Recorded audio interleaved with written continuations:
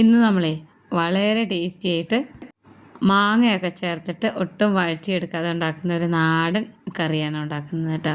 ഇതിനായിട്ട് ഞാനിവിടെ 1 കപ്പ് തേങ്ങ തിരുമ്മിയത് എടുത്തിട്ട് ഒരു മിക്സിയുടെ ജാറിലേക്ക് ഇട്ട് കൊടുത്തിട്ടുണ്ട്. ഇനി ഇതിലേക്ക് മസാലകളൊക്കെ ചേർത്ത് കൊടുക്കണം. ഞാനിവിടെ മല്ലിപ്പൊടിയാണ് ആദ്യം ഇട്ട് കൊടുക്കുന്നത് കേട്ടോ. മല്ലിപ്പൊടി നമ്മൾ കുറച്ച് കൂടുതൽ എടുക്കുന്നുണ്ട്.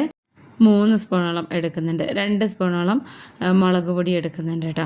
മുളക് പൊടി കാശ്മീരി മുളക് പൊടിയും സാധാരണ മുളക് പൊടിയും കൂടെ മിക്സ് ചെയ്തതാണ്. രണ്ടും കൂടി ഒരുമിച്ച് പൊടിച്ചെടുത്തതാണ് കേട്ടോ. 1 സ്പൂണോളം മഞ്ഞൾപ്പൊടി ചേർത്ത് കൊടുത്തു.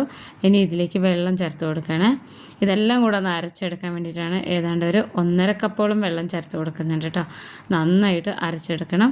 ഇത് നമുക്ക് തലേ ദിവസം ഉണ്ടാക്കി വെച്ചാൽ വളരെ ടേസ്റ്റി ആയിട്ടുള്ളൊരു കറിയാണ് കേട്ടോ. അപ്പോൾ ഇനി ഞാനിവിടെ ഒരു 1/2 കിലോനോളം ചെറിയ ചെമ്മീനില്ലേ, ഇടത്തരം ചെമ്മീൻ ഇതുപോലെ ഇത് മുറിച്ചെടുത്ത് തൊലിയൊക്കെ കളഞ്ഞിട്ട് ഇതിനെ വെള്ളത്തിലിട്ട് വെച്ചതാണ് കേട്ടോ. കഴുകിയെടുത്തതിന് ശേഷം അതിവിടെ ഇരിക്കട്ടെ. ഇതിലേക്ക് മാങ്ങയാണ്, പച്ചമാങ്ങ എടുക്കുന്നുണ്ട്. ഇതിൻ്റെ തൊലി കളഞ്ഞിട്ട് കഷ്ണമായിട്ട് എടുക്കുന്നത് കേട്ടോ. പിന്നെ നമ്മൾക്ക് ആവശ്യമുള്ളത് ഇഞ്ചി ചതച്ചത്, പച്ചമുളക് കൂടുതൽ എടുക്കുന്നുണ്ട്, 4 എണ്ണം എടുക്കുന്നുണ്ട്, ഒരു വലിയ തക്കാളി. പിന്നെ ചട്ടി ഞാനിവിടെ റെഡിയാക്കി വെച്ചിട്ടുണ്ട്. ഇതിലേക്ക് ആദ്യം തന്നെ അരിഞ്ഞു വെച്ചിട്ടുള്ള മാങ്ങയാണ് കേട്ടോ. പിന്നെ തക്കാളി, ഇഞ്ചി, പച്ചമുളകും കൂടെ ചേർത്ത് കൊടുക്കുന്നുണ്ട്.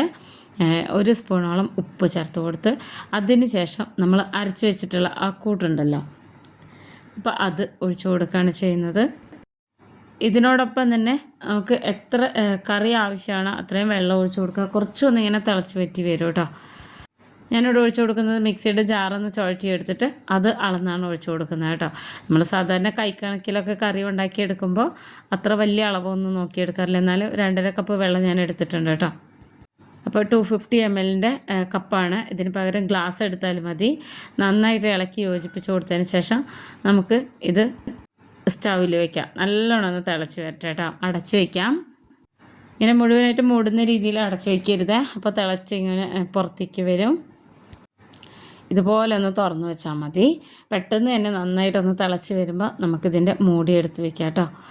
ഈ ഒരു കറി ഉണ്ടല്ലോ, നമ്മൾക്ക് ചോറിൻ്റെ കൂടെയൊക്കെ കഴിക്കാൻ നല്ല ടേസ്റ്റാണ്. സാധാരണ പണ്ടൊക്കെ ഉണ്ടാക്കിയിരുന്ന ഒരു നാടൻ കറിയാണ് കേട്ടോ. ഇതിനങ്ങനെ വലിയ വ്യത്യസ്തതകളൊന്നുമില്ല. ഇതിലേത് ഐറ്റം ഇല്ലാതെയും നമുക്ക് ഉണ്ടാക്കിയെടുക്കാവുന്നതേ ഉള്ളൂ. അങ്ങനെയാണ് കേട്ടോ. ഇപ്പോൾ ഒരു ഐറ്റം ഒരു പക്ഷേ ഇഞ്ചിയില്ല, പച്ചമുളകില്ല, ഏതെങ്കിലും ഒരു ഐറ്റം ഒക്കെ കുറഞ്ഞു കഴിഞ്ഞാലും വലിയ പ്രശ്നമൊന്നും ഈ ടേസ്റ്റിന് വരാത്തൊരു കറിയാണ് കേട്ടോ. അപ്പോൾ നന്നായിട്ട് തിളച്ച് വന്നപ്പോൾ ഇളക്കി കൊടുത്തിട്ട് അടച്ച് വെച്ചിട്ട് ഒരു 5 മിനിറ്റ് ഒന്ന് മീഡിയം ഫ്ലെയിമിലിട്ട് കൊടുത്തപ്പോൾ കുറച്ചൊന്ന് കറി വറ്റി വന്നിട്ടുണ്ട്. എന്നിട്ട് ഇതിലേക്ക് നമ്മൾ നേരത്തെ തൊലിയൊക്കെ കളഞ്ഞ് വെള്ളത്തിലിട്ട് വെച്ചിരിക്കുന്ന ചെമ്മീൻ എടുത്തിട്ട് കൊടുക്കുകയാണ്. ചെമ്മീനൊന്നും അത്ര വലിയ വേഗമൊന്നുമില്ല കേട്ടോ. പെട്ടെന്ന് തന്നെ ആയി കിട്ടുന്നതാണ്. നല്ല ടേസ്റ്റുള്ള കറിയാണ്. നമ്മൾ ഒത്തിരി വഴറ്റിയൊക്കെ ഉണ്ടാക്കുന്ന കറീനെക്കാട്ടിലും ഇരട്ടി ടേസ്റ്റാണ് കേട്ടോ അതിന്. ചെമ്മീനൊക്കെ ഒരു മണത്തിന് മാത്രം മതി. അങ്ങനെ കറിയിൽ ഒഴിച്ച് ഇങ്ങനെ കഴിക്കാനുള്ളൊരു ക്വാണ്ടിറ്റി ഒന്നും വേണ്ട. 1/4 കിലോനാണെങ്കിൽ നമുക്ക് ഇങ്ങനെ തന്നെ ഉണ്ടാക്കിയെടുക്കാം കേട്ടോ.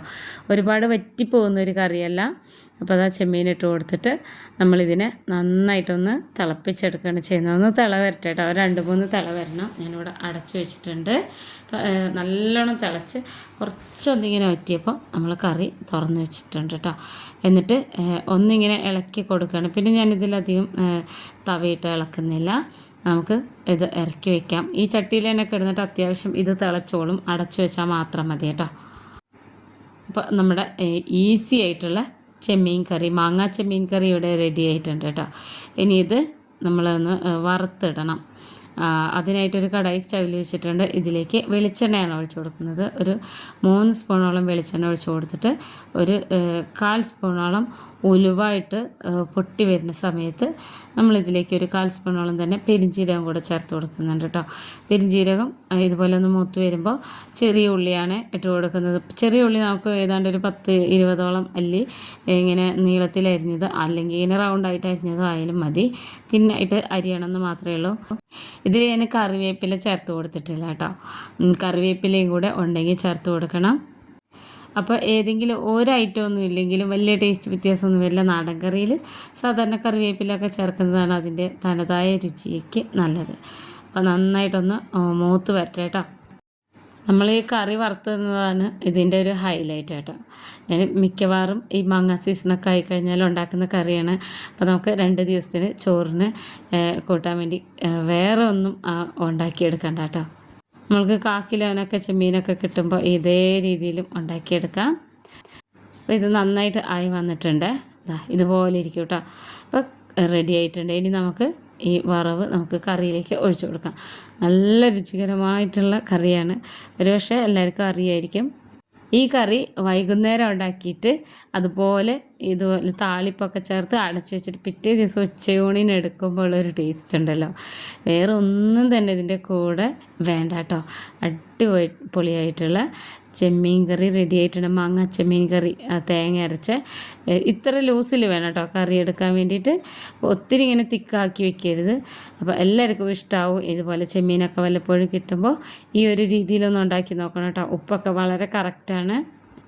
അപ്പോൾ ഇനി എക്സ്ട്രാ ഉപ്പൊന്നും ഇട്ടെടുക്കേണ്ട ആവശ്യമില്ല കേട്ടോ. നമ്മൾ ഉപ്പ് കൂടുതൽ ഇട്ട് കൊടുത്തിട്ടുണ്ടായിരുന്നു. അപ്പോൾ എല്ലാവരും ഉണ്ടാക്കി നോക്കണം. വീഡിയോ ഇഷ്ടപ്പെട്ട ചാനൽ സബ്സ്ക്രൈബ് ചെയ്ത് വെക്കണം, കമൻറ്റ് ചെയ്യണേ.